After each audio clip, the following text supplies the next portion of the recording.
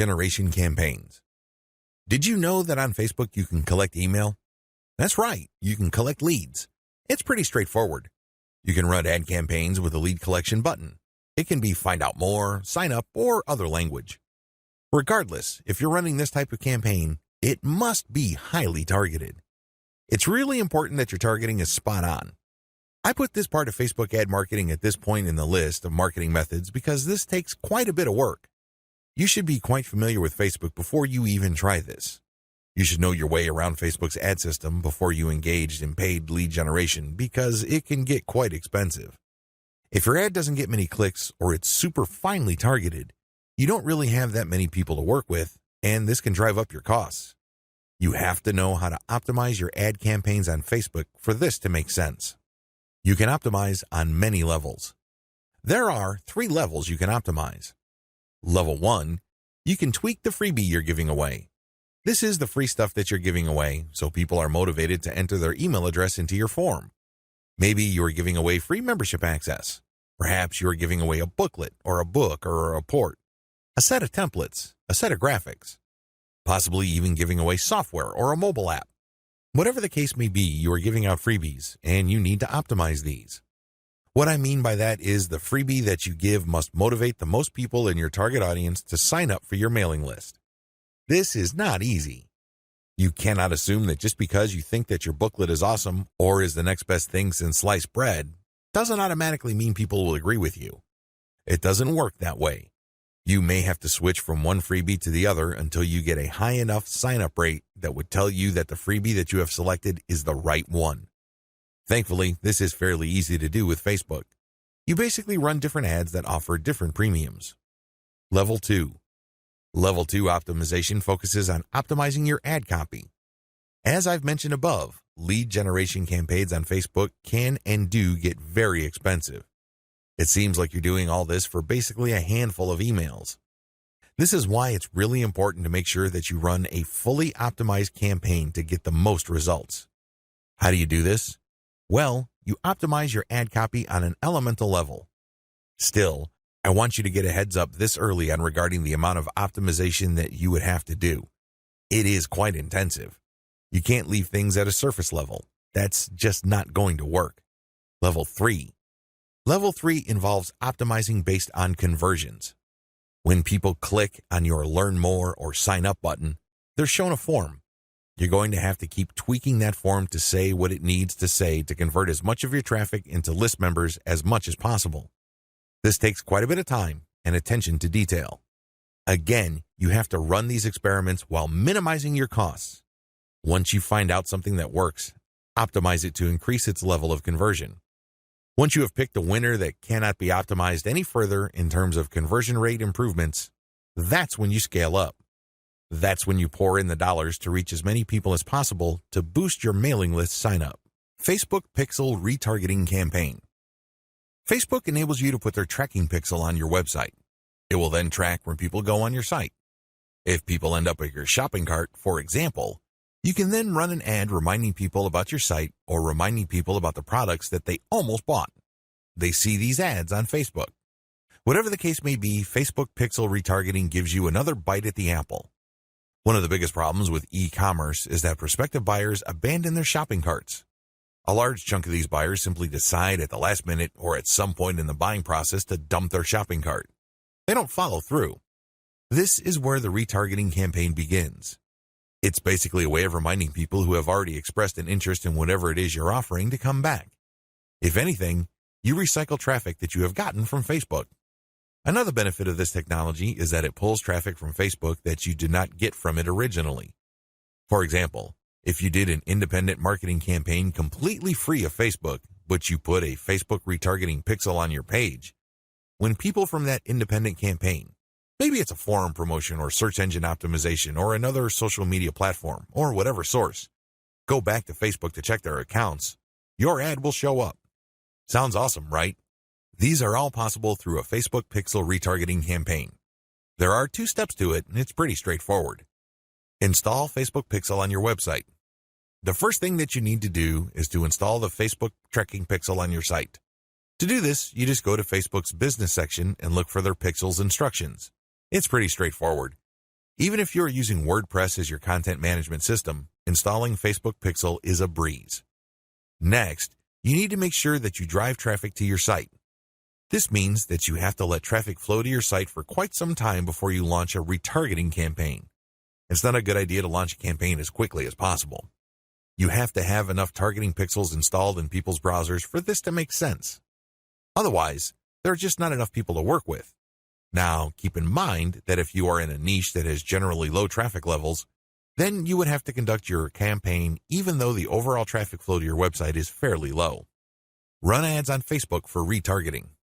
The ads that you're going to run for Facebook Pixel retargeting are going to be a bit different from the normal boosted posts or picture links that you run on Facebook. Instead, these are going to try to achieve two things. You can remind people about what they did. Maybe they wanted to buy something, but they changed their mind at the last minute. Perhaps they were reading some sort of conversion article and were about to enter their email address, but they didn't. Whatever the case may be, you're reminding them to come back to what they were doing before. The other thing that you can do with your Facebook Pixel retargeting campaign is to pull people deeper into your website. Usually, a website is composed of two parts. The first layer is the content layer, meaning you're trying to get people to know about the problem, like your particular solution, and eventually trust the solution enough so they can buy. The other part, of course, is pretty straightforward. It's all about buying. But there's a complication. A lot of people would go through the content layers, but they never make it through to the actual buying part. They never make it to your conversion page. This is where retargeting ads that pull people deeper into your website makes a lot of sense. For whatever reason, somebody reading an article on your site decides to close the window and get out of your site. You can run ads that tell them about content, but another piece of content that is related to what they were reading before. This pushes them further down the conversion funnel. Alternatively, you can run an ad that promotes your conversion page. Basically, what you're saying to the prospect is you've figured out what my website is about, and you have a clear understanding of what I have to offer. Maximizing your results from Facebook Pixel retargeting. I suggest that if you want to maximize the results you get from retargeting, promote your squeeze page. That's right. Promote the page that recruits people to your mailing list. Usually there's some sort of freebie. There's usually some sort of book or booklet that you're giving away so people can enter their email address. Whatever the case may be, push the squeeze page. Don't dump them to your sales page unless, as I have mentioned above, they actually reached your shopping cart or conversion page and changed their minds at the last minute. That's pretty much the only situation where you should retarget showing an ad that goes directly to the conversion page. Other than that, convert them to sign up for your mailing list. It's your mailing list with its many chances at gaining attention, building trust, and gaining credibility, which will actually do the heavy lifting as far as converting that prospect into an actual sale. How to optimize your Facebook ad campaigns. Follow the steps below so you don't overthink things and make bad decisions when optimizing your FB ads. Reverse engineer your competitors and come up with a standard model. If you have a personal account, find your competitors and like their pages. Before you know it, you'll start seeing ads either from your competitors themselves or from businesses that are very similar to your competitors. Pay close attention to these ads. Reverse engineer them to find the standard model for these ads. In other words, go through as many of these ads as possible and get a clear understanding of what kind of pictures, headlines, and text they use. Also, if they are mostly promoting posts, pay attention to that. Whatever the case may be, look at what they're doing and see common patterns. Focus on the most commonly used strategies because this gives you the industry standard model. Don't get sidetracked by ads that seem so different, so new or so innovative because if they are so different from the industry standard model, they're outliers. There's a high chance that those ads do not convert. Come up with your own version and test with a low budget. Test with a low budget. You don't want to burn through a tremendous amount of cash during the testing process. There will be a time and place for you to get crazy with the budget, but now is not the time. Create variations and test. Now that you have come up with your own version of the standard model, create variations of it and then run low-budget tests. Do not do this randomly. Do not do this based on your feelings or impulses. Instead, you have to follow certain rules on how to create variations. Otherwise, you wouldn't know which part of the ad accounts for its greater success. I've seen this happen many times. In fact, I've committed this mistake before. I would take an ad and test it. I would notice that it's not getting that many clicks. So I change half of the ad. Maybe I change the picture and then the headline, or I would change the heading and the description. Whatever the case may be, I would change half of the ad, and sure enough, it would improve. But when I try to improve things again by changing the other half of the ad, it falls apart. You want to establish a way of effectively tracking which changes accounted for which improvement. By using this method, you can optimize parts that work to reach peak convertibility and then work on the other elements of the ad that could use some improvement. However, you have to do this in a systematic way. I've described this in the section below. Pick the winner and make further variations. Now that you have made variations of the original and you ran a test, there will be at least one winner. It gets the most clicks and conversions. Make variations of it and you run the test again. Keep testing until you find the ad that delivers the best return on investment. The end of this process is pretty straightforward. You keep making variations and you keep testing on the cheap until you find an ad that delivers the best ROI. In other words, it delivers the most conversions while costing very little money. I know it sounds like a fantasy at this point, but it is doable with testing. Scale up. Increase your ad budget to your winning ad to pump a massive amount of traffic to it. You should only do this when you are dead sure that you have a winning ad on your hands. In other words, you have tested it rigorously and have optimized it to the point that it cannot improve its conversion rate any further. That's when it's ready to go big time. Make sure you optimize on an elemental level. The big problem with the ad optimization method I described above is how do you know which part of the ad to change up? How do you know which part of the ad to optimize? Wholesale variations do not work. You can't just take an ad, see that it doesn't work, replace it with a completely different ad, see that it doesn't work, and then repeat that process. Even if you're spending very little money, it still burns a tremendous amount of time, effort, and opportunities. You need to have a better way to turbocharge your results.